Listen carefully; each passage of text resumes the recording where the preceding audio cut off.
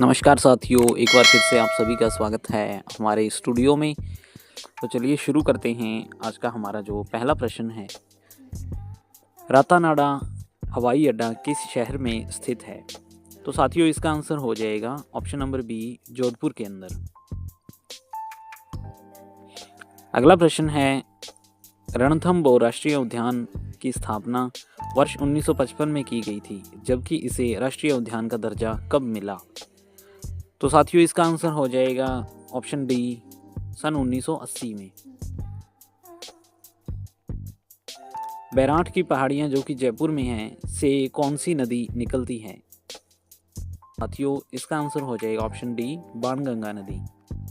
अगला प्रश्न है, राज्य में सेला बासमती चावल का उत्पादन कहां पर होता है?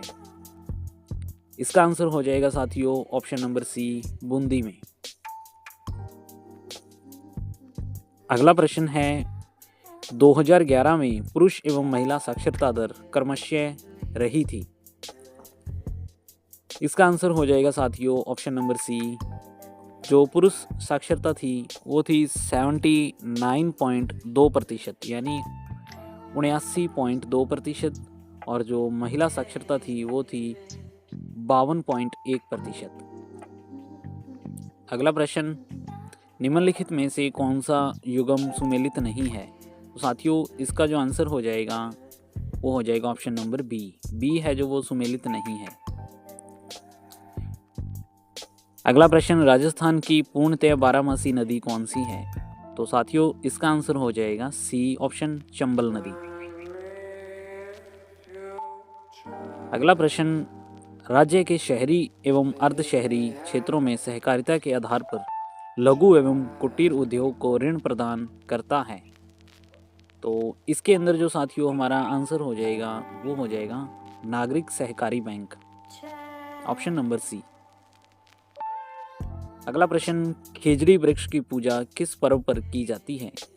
तो इसका आंसर हो जाएगा साथियों दशहरा पर्व। अगला प्रश्न, अरावली पर्वतमाला की सर्वोच्च पर्वत चोटी की ऊंचाई कितनी है जो गुरु दत्तात्रेय की तपोस्थली मानी जाती है? तो साथियों इसका आंसर हो जाएगा 1722 metre, option number B. Aravalli पर्वतमाला की सर्वोच्च चोटी गुरु शिखर हिमालय और नीलगिरी के मध्य स्थित सर्वोच्च पर्वत चोटी है। इसे गुरु दत्तात्रेय की तपोस्थली भी माना जाता है। इस शिखर को कर्नल जेम्स टॉड ने संतों का शिखर कहा है। अगला प्रश्न साथियों, भीलवाड़ा बिंगोद के निकट होने वाले त्रिवेणी संगम में शामिल नदी नहीं है।